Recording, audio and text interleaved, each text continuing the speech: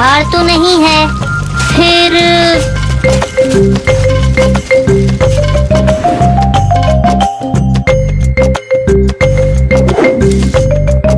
हो क्या रहा है ये? महाराज, ये सब तैयारियां क्यों चल रही हैं? क्या है आज? बुद्धिराज। बुद्धिराज? महान गुरु बुद्धिराज पधार रहे हैं, पर क्यों? कितने दिनों के लिए? प्राण संकट में फंसने वाले हैं फिर तो। शांत मुंजा, शांत। इतने भी परेशान मत हो। और फिर वो हमारे परम मित्र के राजगुरु हैं। शिष्टाचार के नाते हम उनका प्रस्ताव कैसे अस्वीकार कर सकते थे?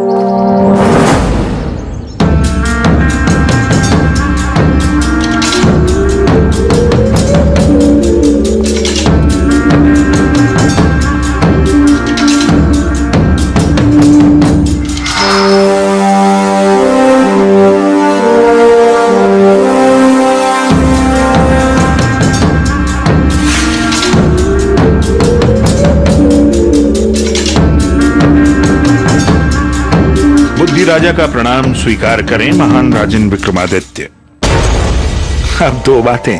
पहली ये कि ढोल का शोर सेहत के लिए हानिकारक है, वो मन को व्याकुल करता है। दूसरी बात, फूल बगीचों में या प्रभु के चरणों में ही अच्छे लगते हैं, उन्हें यूं उछालिए मत। सत्य वचन गुरुवर, सत्य वचन।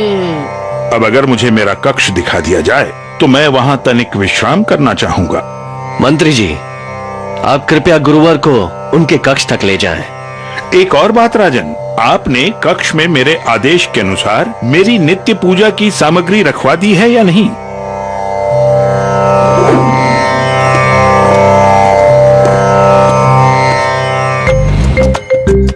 महाराज, कठिन वक्त है, टल जाएगा।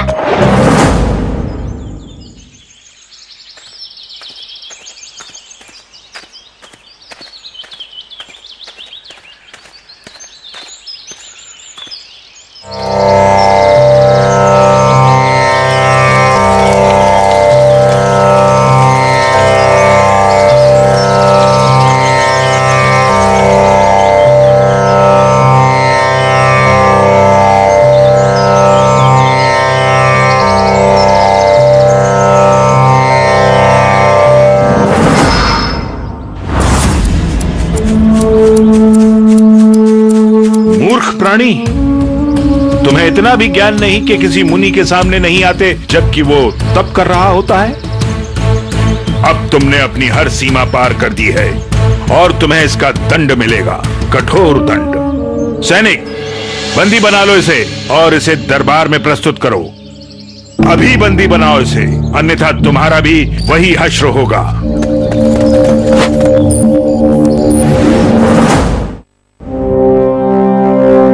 इतनी हड़बड़ी में क्यों बुलाया गया है महाराज?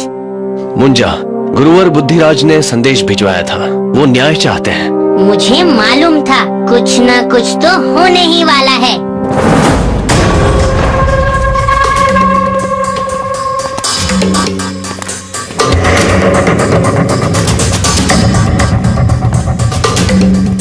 महाराज विक्रमादित्य, मेरा सादर प्रणाम स्वीकार कीजिए और मुझे न्याय दीजिए। इस मूर्ख माली को दंड दीजिए। मगर क्यों गुरुवर, ऐसी क्या गुस्ताखी हो गई इससे? इसने मेरी प्रातःकाल की पूजा में विघ्न डाला है। सालों से आज तक मैंने कभी अपना सूर्य नमस्कार पूरा किए बिना अपना स्थान नहीं छोड़ा, मगर आज इस मूर्ख की वजह से वो खंडित हो गया। अरे किसी न किसी पर तो प्रकोप पड़ना ही था, पर अब इसे अभी इस राजभवन से निष्कासित कर दीजिए। इसे निकाल बाहर कीजिए महाराज। अब क्या करेंगे महाराज? आगे कुआं तो पीछे खाई, न जाने कहां से यह आफत आई। ठीक है, आपको अवश्य न्याय मिलेगा गुरुवर, लेकिन माली का पक्ष सुने बगैर अगर मैंने फैसला सुना दिया तो वो इंसाफ नहीं कहलाएगा। तो आप मुझे झूठा कह रहे हैं राजन? मैं बस नीति का पालन कर रहा हूँ गुरुवर, और नीति के अनुसार दोनों पक्षों को सुने बगैर मैं इंसाफ नहीं कर सकता। आपने मुझे भरी सभा में अपमानित किया है राजन। या तो आप इसी वक्त इस माली को दंड दीजिए, वरना मैं आपके इस पूरे राज्य को श्राप दूंगा कि जिस तरह मुझे सूर्य की रोशनी से वंचित किया गया, उसी तरह आपका संपूर्ण राज्य हमेशा हमेशा के लिए सूर्य की रोशनी से वंचित हो जाए।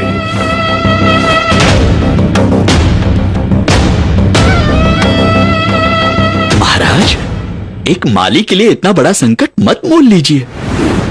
लेकिन वो मेरी प्रजा है और एक राजा होने के नाते मैं अपनी प्रजा को कैसे बीच संकट में छोड़ सकता हूँ।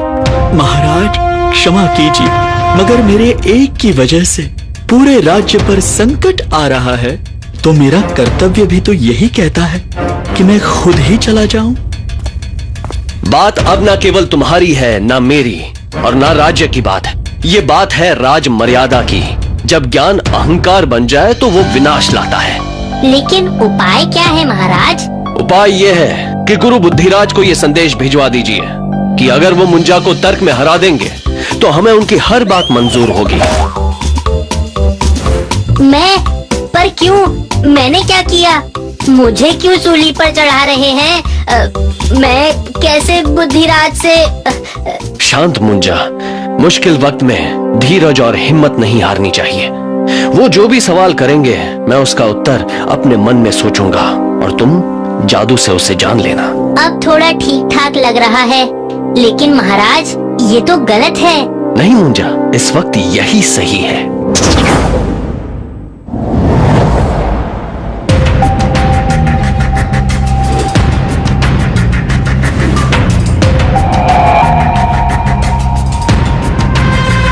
शुरू करो मुंजा। पहला सवाल करने का अवसर मैं तुम्हें देता हूँ, क्योंकि मेरे तो किसी भी सवाल का जवाब तुम दे नहीं पाओगे। परंतु आप बड़े हैं, मैं कैसे पहले कर सकता हूँ? ज्ञान में कोई बड़ा या छोटा नहीं होता। नहीं, मैं तो उम्र की बात कर रहा था। क्या कहा? पहले आप। नहीं, पहले आप, ये मेरा आदेश है। मान जा मेरे बाप। क्या? पहले आप गुरुवर, पहले आप। पूछो, डरो मत। डर? मुंजा किसी से नहीं डरता। मेरा पहला सवाल। गई भैंस पानी में। लेकिन मैं पूछूंगा अपनी भाषा में। किसी भी भाषा में पूछो। सरल इंसान कौन होता है? वो जो कुछ नहीं जानता इसलिए कुछ नहीं चाहता? नहीं, वो जो सब जानते हुए भी अपनी लालच और चाहत का त्याग नहीं कर पाता। दानी कौन होता है? जो धनी है? नहीं, जो संतुष्ट है। किसको अधिक गुस्सा आता है? जो बलवान है? नहीं, जो असंतुष्ट है। घमंडी इंसान कौन होता है? जो सबसे बड़ा ज्ञानी होता है? नहीं, वो जो कुछ नहीं जानता पर उस बात को छुपाना चाहता है। ज्ञान तो हर किताब में मिलता है, परंतु कठिन है उसका पालन करना। कठिन क्या है? ज्ञान की बातें करना या उस ज्ञान को दिल से मानना?